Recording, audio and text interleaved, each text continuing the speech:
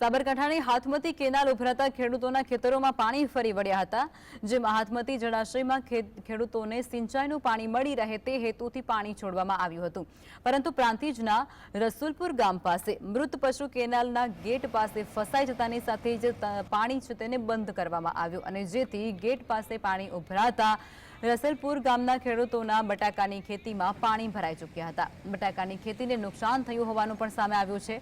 સિંચાઈ વિભાગ દ્વારા પાણીનો ખેતરમાંથી નિકાલ કરવાની કાર્યવાહી પણ હાથ ધરવામાં આવી છે। અહીંથી જે હિંમતનગરથી જે આ કેનાલ પાકી કેનાલ જે મેઇન આવે છે એ કેનાલની સફાઈ ચાલુ હતી 2 દિવસ પહેલાં।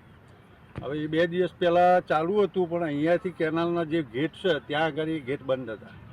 હવે આગળથી પાણી આ લોકોને જાણ કર્યા વગર અહીંના પ્રોપર્ટી ખરા આપણે આઈ ઓફિસ ઇરિગેશન એ લોકોને જાણ કરી નથી ને એવું કહેવું છે લોકોને, અને પાણી છોડ્યું ત્યાંથી।